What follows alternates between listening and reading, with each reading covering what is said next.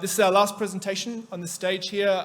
This presentation is by a company called Project Archer, and it's around porting HoloLens apps to other platforms. If you'd like to join me to welcome Astrini and James from Project Archer to the stage.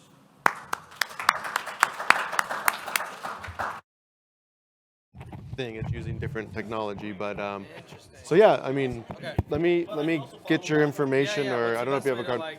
Probably reach out on LinkedIn is probably the best, and then I can get you. So it's just Patrick Hadley. Let me get my badge on. All right. Cool. Hi, I'm James Ashley. I'm a senior XR consultant with Walmart. And hi, everybody. I'm Astrini Sie. I am the lead machine learning research engineer at Project Archer, store number 8, Walmart. It's all the same thing. So today we're going to talk to you about porting HoloLens apps to other platforms. But before that, let me grab my clicker, which is, where is the clicker?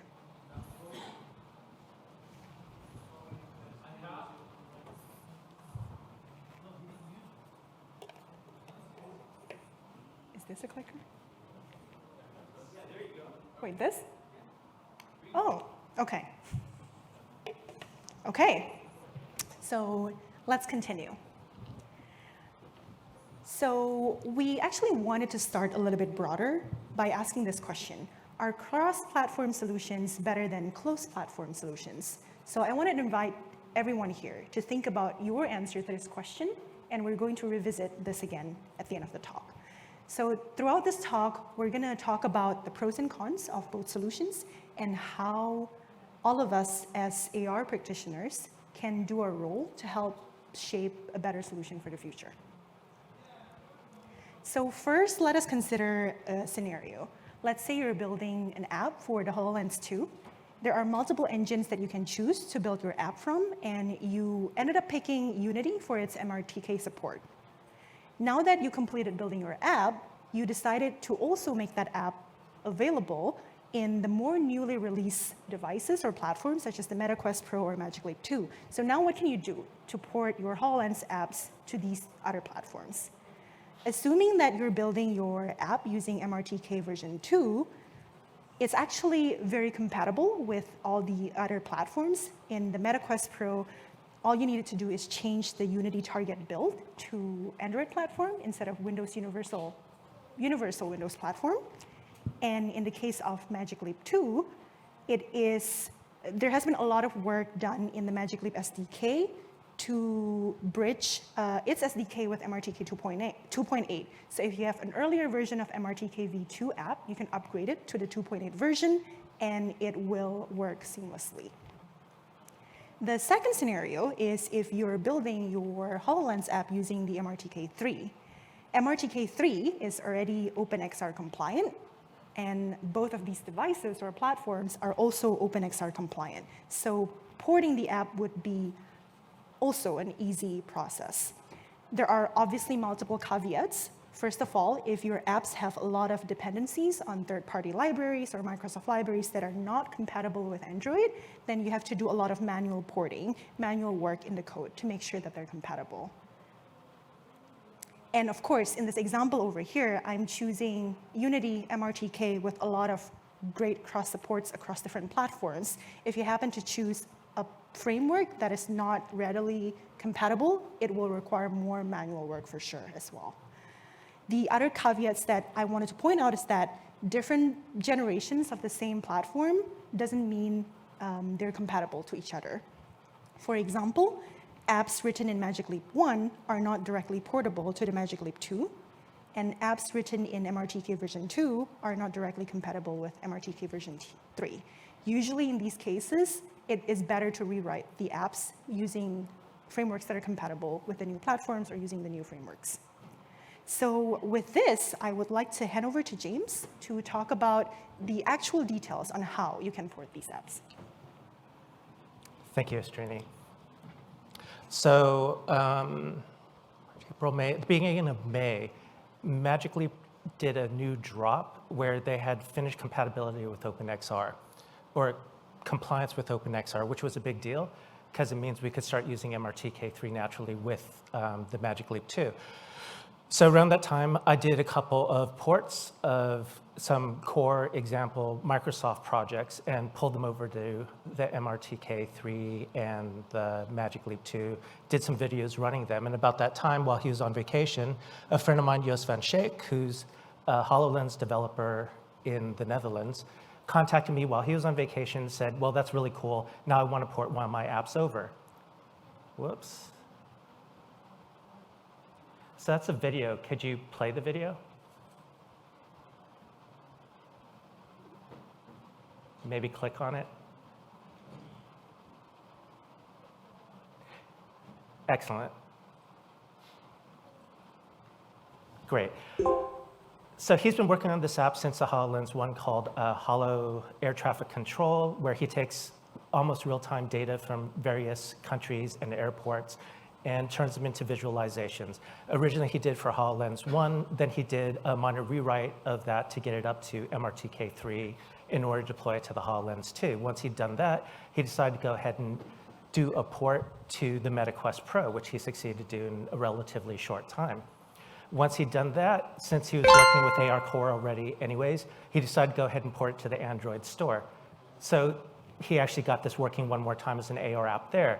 When he saw my posts about deploying it to the Magic Leap 2, he wanted to do it with his app also, but with certain conditions. First, he didn't want to show me the source code, and second, he didn't have a device himself.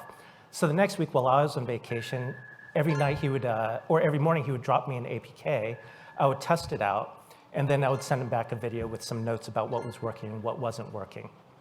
And basically only working with the simulator and having me do that. And his other lesson was he checked my GitHub commits and looked at the notes to figure out what he had to change in order to complete the port, based on some ports I'd done before.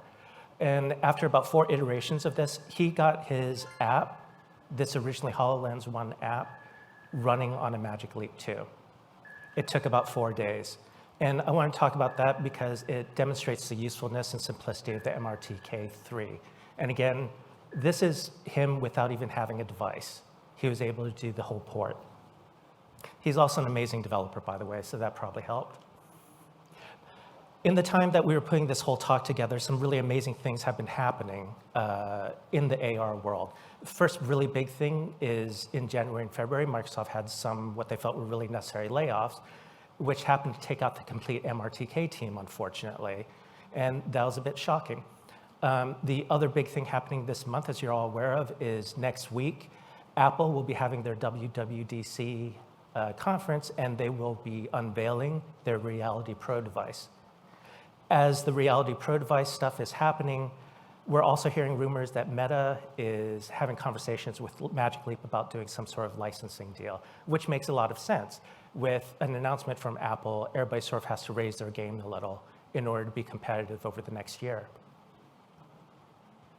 So what we think might be happening is, at this time, while the MRTK3 is in a period of flux, let's say, Meta and Magic Leap are considering joining forces a little bit. And if they do that, it will be really important for them to have a cross-compatible platform to develop with. And as I've already shown you, you can build an app on Meta and deploy it to Magic Leap 2 or vice versa.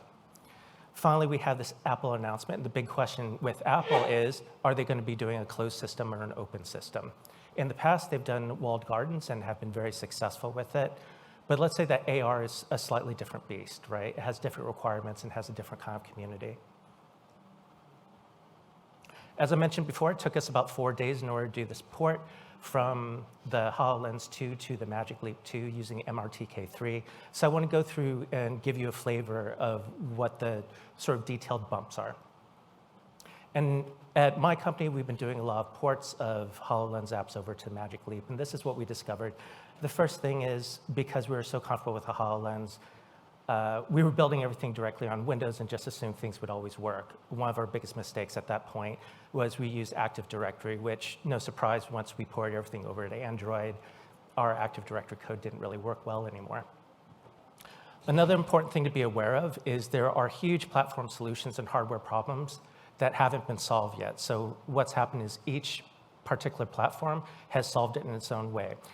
In order to deal with spatial anchors, Microsoft came up with ASA Azure spatial anchors, and then you have to use a special kit called world locking tools in order to make it perform better.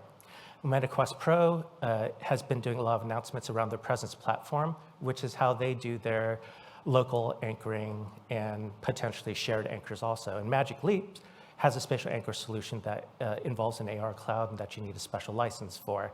And if you start developing on one, it's actually not easy at all to start doing the similar development along with the others. There's not a clean abstraction for it at this point.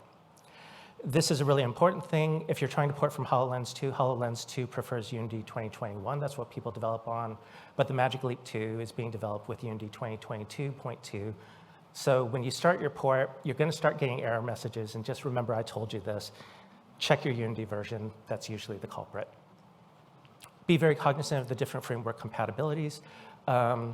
Basically, there are a lot of AR frameworks out there right now. They all show up in Unity in your package manager. And if you're using Magic Leap 2 with MRTK 3, you need to go into the package manager and first, remove the Unity OpenXR plugin. Second, remove the Microsoft OpenXR plugin. And third, remove the Android AR Core plugin. You don't actually need them if you're doing Magic Leap 2. But just be aware of all the different platforms and where they might overlap unnecessarily. Understand the universal render pipeline.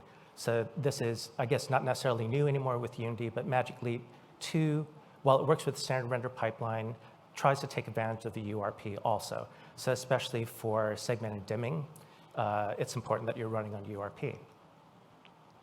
This one's really big. Never forget that AR UX is not the same thing as VR UX. There are just very specific situations. For instance, if you're grabbing an object, where VR will give your brain feedback that everything's working perfectly when you're grabbing and moving things around, and AR won't. You'll see issues. And that affects your overall UX experience. Another thing to be aware of is that OpenXR is largely a VR first specification, even though it's intended to be a universal specification. So you'll have to, don't depend on it working for you if you're doing an AR. Be very careful when you're doing UX with it, and just be aware. The last thing, MRTK is all built around configuration files. Configurations are done so that they hide all the low-level details from you. And ideally, everything just magically works when you go from device to device to device if you use the default config file that whatever device manufacturer gives to you. But the problem is, there's always the problem of leaky abstraction. It's useful to know what's going on underneath. So if you get a chance to, try to dig a little bit into the MRTK subsystems and figure out what they're actually doing with new config settings. The other thing is, though, it's really hard to do. All these things are very poorly documented. But if you can, give it a shot. So again, the practical tips are beware of leaky abstractions, be aware of the Unity version, know about framework incompatibilities. There are a lot of AR frameworks. Really important, be aware that there are UX differences between VR and AR. We tend to pretend that there aren't, but there are. Understand Unity's universal render pipeline, and try, if you can, to get a grasp of the MRTK config settings. Okay, so all of that was to sort of lay up this next part of the talk, which is how did the MRTK even happen? It's an open system, but all of that was sort of unintentional. It wasn't seen that way from the very beginning. I want to sort of lay out historically how it came to be, because this is, MRTK is sort of a beautiful example of how to build an open system. So here are the elements that make the MRTK3 really great.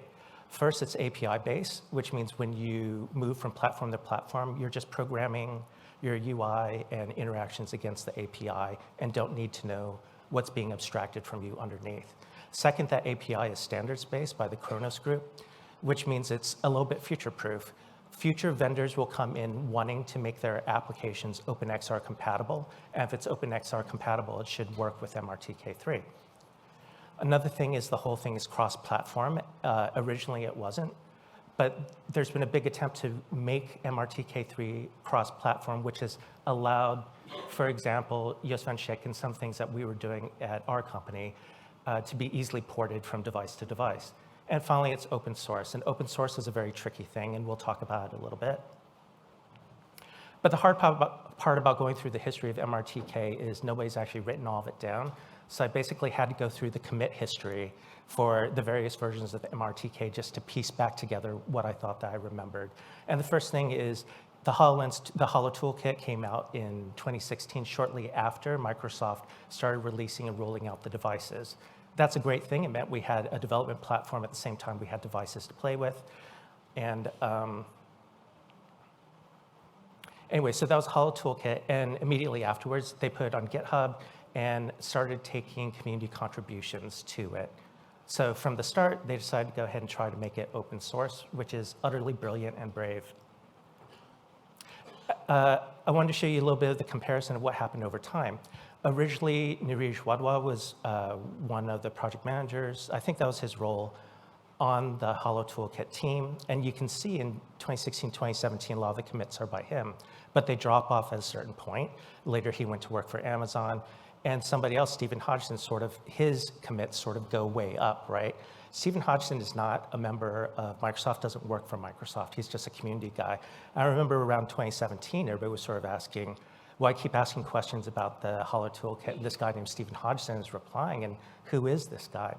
And it turns out what happened was at Microsoft, they sort of pulled back on development on the project, had people relocate to other things. But then these certain community leaders like Stephen Hodgson and Simon Jackson took up the mantle, started leading the direction, started guiding the architecture and so on. And again, this just is an amazing thing for a large corporation to do. Basically hand over its development toolkit to the community itself and let them decide the direction of the project. And so the big phase of this open community project was between 2017 and about 2019, which marks MRTK version 2 to MRTK version 2.5. And you'll see there's a division in the commits again. There's a bunch of people doing it leading up to 2019, other people taking it over after 2019. And this was a transition period. So Microsoft around 2017 announced that they were doing VR headsets also, which isn't really cross-platform, but at least is cross-device. So these community members decide, well, we don't just want helper classes anymore in Unity, we're gonna actually do the architecture and start doing this API-based thing. And that was helped along because Simon Jackson had worked in the open VR movement and understood the principles behind it. This is also something very not Unity, right? Unity people don't do this kind of architecture. And these guys really wanted to, and they pushed it forward. And sort of their goal was to create their own API that would be a replacement or a supplement to open VR, which was great. But then comes the MRTK 2.6 period where Microsoft was announcing that they were coming out with HoloLens 2. They started investing more money in their own developers, contributing to this project, and there was definitely a little bit of friction about direction. This was both good and bad, and I just want to talk about the good part. So we had Curtis Evely and Dave, I forget his name, but David Klein, he's a great guy. And they sort of took the mantle and took over, and their goal was to be a bit more cross-platform on top of OpenXR because it's sort of an open standard now, and different companies have agreed to it. The advantage of using the open standard API instead of some sort of internal API is future companies are going to adopt it and try to make all of their AR, VR apps OpenXR compliant, right? Because it seems like that's a moral nice thing to do. They're unlikely to do the work in order to make their apps MRTK3 compliant. So that's sort of the breakthrough over the next few years. It's worked really well. MRTK is OpenXR compliant. We've also got Magic Leap just at the beginning of May, making their platform OpenXR compliant. Suddenly everything's fitting together very nicely. And then of course, Microsoft announces they're going to stop the project. Some other people you should know about who worked on the whole MRTK. First, Julia Schwartz, she did a lot of the UI, and if you've seen videos of buttons and triggers and other interactions, that's all her. And even better, she documents what she did and explains the choices she made and why they're good for AR.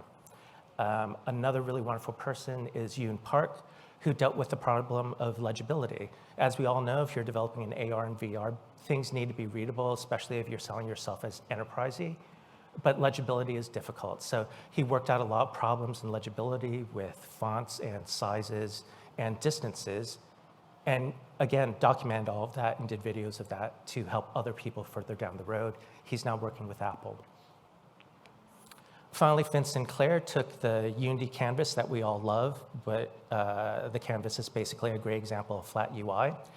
which does not work well in VR and AR, and he took all of those canvas tools with all their resizability benefits and turned them into 3D tools, so that if you walk around the backside of your canvas, it actually looks like it's sitting in space and has some heft to it.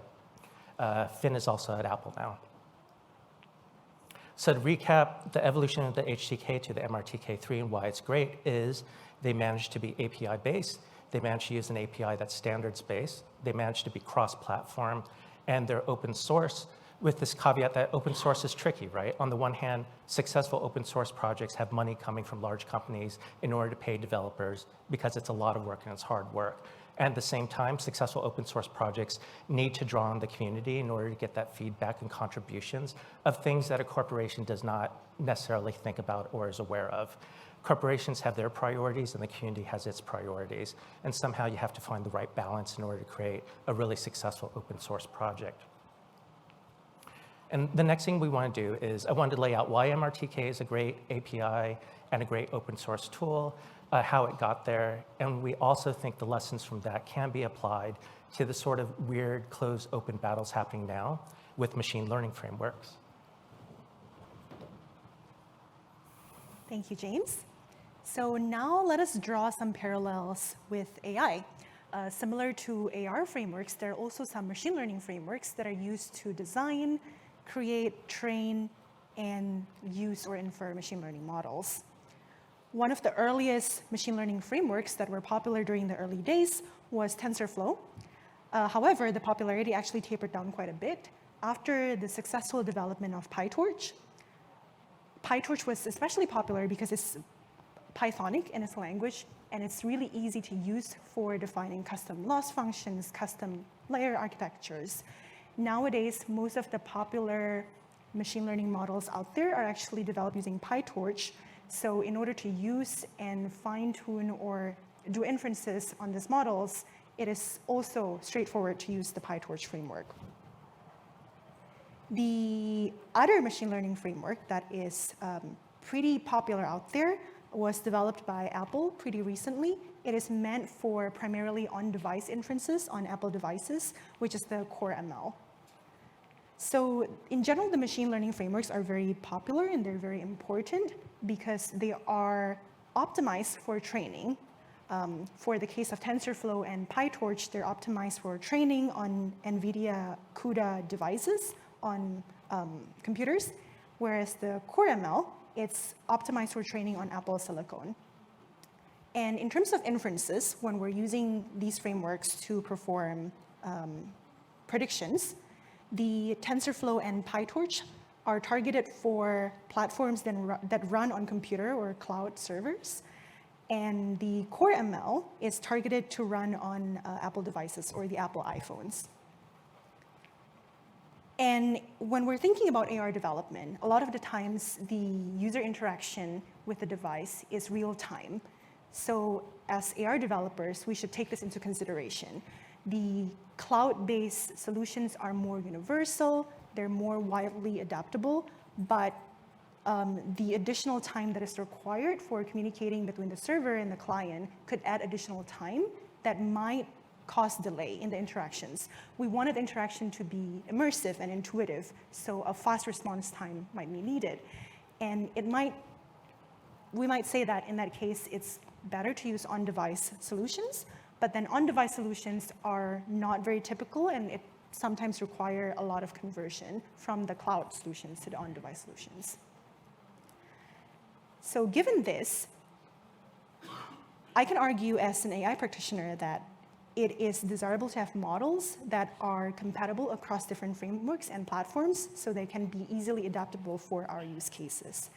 And in order to do this, there are multiple different things that the different parties, the creator of the models and the companies that create the frameworks can do. So from the perspective of the model creators, they can create models with slightly different versions that work for different frameworks. Or they can create a model that are configured in such a way that they're easily convertible from one framework to another framework. And on the other hand, from the perspective of the company that builds the framework, they could make sure that the models that are built on their frameworks are easily convertible to other frameworks, or better yet, make sure that their frameworks actually can run on multiple different platforms. Recently, the topic of the battle between the open and closed AI is actually a huge debate. Over a week ago, New York Times published an article of the two tech giants competing about whether they should make AI models open or closed. And obviously, the side that argues for an open model is Meta, and the side that argues for a closed model is Google. There are pros and cons for both of these sides of arguments, and let's look at it into a little bit more detail. First, ethics and safety. The side that argue for an open model claims that in order for the crowd and the government, policymakers to fully embrace the model, it has to be fully transparent in terms of the weights, the data that's used. So when there's bad data or bad information, they can be captured easily and mitigated easily. On the other hand, the side that argue for closeness claims that if everything is made available for public to consume, it can easily fall into the hands of bad actors and be used to make dangerous and false information. Next, in terms of technological advancement, we can say that there's one clear winner here, the side that argue for openness. We can see that recently there has been a lot of cool work happening in the field of generative AI, especially for image generation. On a daily basis, there are research work, archive papers, new versions of the models that come up. And the reason is because the original stable diffusion model is made publicly available for all the researchers and technologies to develop on and to fine-tune. And finally, if we look at the incentives of the companies that make these models and the companies that use these models, there's also pros and cons.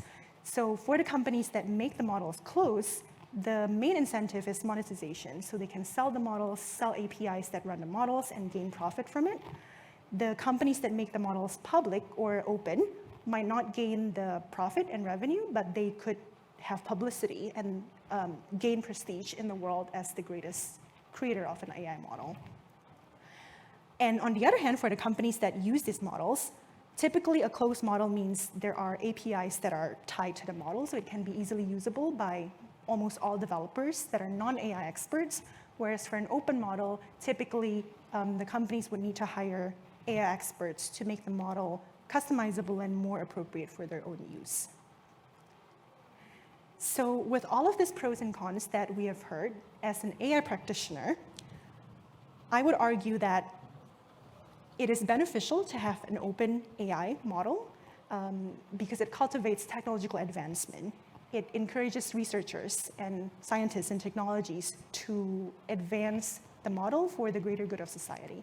But at the same time, there's real danger of having all of this data accessible for everybody. So there has to be a clear and strong regulations to make sure that the usage of data and the distribution of information can be regulated in such a way that is safe for people. With that, I would like to ask this question again that we saw at the beginning of the talk. Are cross-platform solutions better than closed platform solutions? Are open technologies better than the closed counterparts? So we have learned a little bit from the exercise of porting HoloLens apps to other platforms that James had elaborated on. We also learned about the recent battle in AI for open and closed. We can see that there are multiple different answers to this, and the answer to this would be different depending on the role that you play as an expert in this field. And the goal of this talk is basically to encourage the discussion so that the next steps can be taken for policymakers, for people in the field, to come together and think about a solution that is better for the future, that is beneficial for the greater good of society. Right, so we're sort of in this unique period before Monday when Apple finally unveils their much expected new AR device, right? And by the time this video goes up on YouTube, it probably doesn't matter anymore. So we just want to say this now. There's this thing about Apple where they traditionally do walled gardens, and they can get away with it because they're really, really good, and they're really, really successful with their launches. So if they wanted to, they could, and they've got a developer community to work with.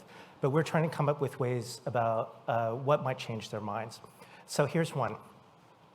a lot of people are saying that MRTK3 basically got disbanded at just too late a time, but we think it's actually just the right time because they put a pretty much complete MRTK3 out into the world in February.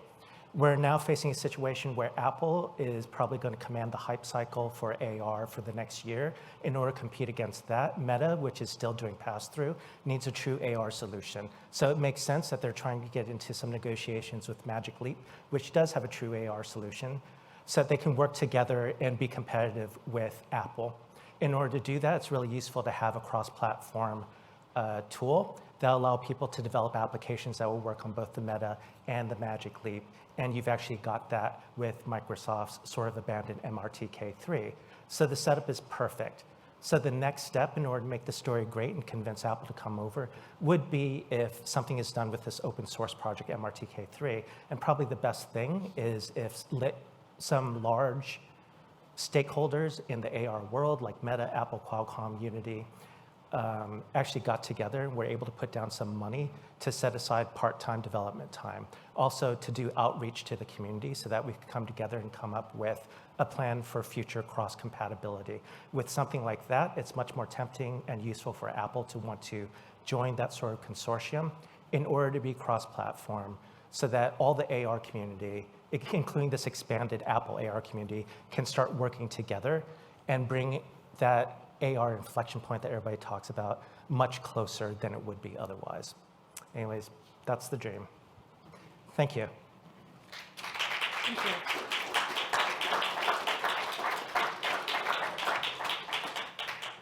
Well done. Does anyone have any questions? Do you have any thoughts about AR Foundation from Unity as being a cross-platform solution? Yeah, you can say that AR Foundation is a cross-platform solution. The XR Interaction Toolkit is a cross-platform solution. So is OpenXR, right? They're all components of it, but you still need to build on top of it. So let's say even if you're using the Unity OpenXR plugin, you're still going to be doing a lot of development yourself if that's all you're going to use. Or alternatively, you can use MRTK, which sits on top of AR Foundation, XRI, and OpenXR, and gives you a lot of tools that basically automatically show you how to do panels, give you interactions, give you eye tracking, and so on. So everybody's already using AR Foundation. Yeah. Yeah. How much runtime cost is there to the abstraction of MRTK3 versus just programming around in OpenXR, both in terms of frame rate and value? I haven't seen any tests on it. I don't know why it would be any different because they're both abstractions, right? I don't think there would be much of a difference between trying to program directly against OpenXR yourself and just using the MRTK that already sits on top of OpenXR. Great. Thanks, everyone. Thank you very much.